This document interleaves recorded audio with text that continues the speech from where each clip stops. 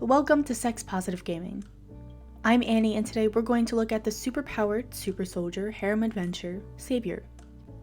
This visual novel is available for PC, Mac, and Android on their Patreon. In Savior, you discover that an alternate Earth is planning an invasion of your reality. Politicians and scientists like your father have been kidnapped, and no one in your reality really knows what is going on.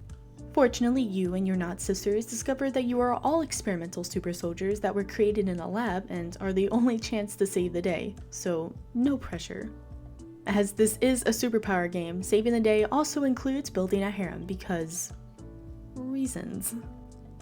This is a visual novel, so the decisions you make will impact the affection you have with each character, as well as moral decisions that affect your score of evil and good.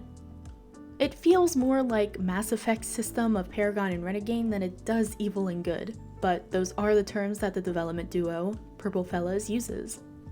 Graphically, the models, backgrounds, and lighting are fantastic throughout the game. As opposed to static sprites and images, characters move and blink, and there are animations of the sexual interactions. Everything is silent except for the music, which is made up of a few tracks and is pretty decent. Flavor-wise, this is a mostly male heterosexual harem adventure with superpowers, mind control, voyeurism, lesbian, science fiction, and power exchange.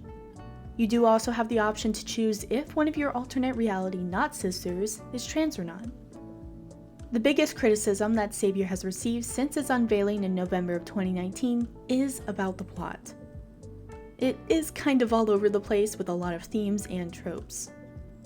So science fiction stories tend to be ridiculous, so as long as you go into the game with that understanding, you will probably be more forgiving of this blended mix of Sliders meets Riverdale with a dash of Rick and Morty and Stargate. I really like the idea of interacting with and dating alternate reality versions of everyone. Seeing the personality differences and slight variations in outfits and hair really reminded me of the original Star Trek alternate reality episode, Mirror Mirror. That is camp in its purest and most delightful form. Yes, there are glaring plot holes, but you can really tell that this game is trying to be more than just another cookie-cutter cohabitation harem adventure. How the story unfolds over the next few builds will really determine how great this game can be. If the loose ends, plot holes, and baffling world building can get addressed and resolved, then the amazing graphics and animations can propel Savior to the status of an engaging and entertaining experience. Will we get there? I hope so. So, if you like zany science fiction superpowered harems and don't mind the hit or miss plotlines and world building, I think you can have a great time with Savior. There is an earlier build on the Patreon that is free to play, but it doesn't really cover much of the story. It will, however, give you a good idea of the quality of the images and animations that you can expect from the rest of the game. Let me know what you think of Savior. How do you feel about the animations and the story?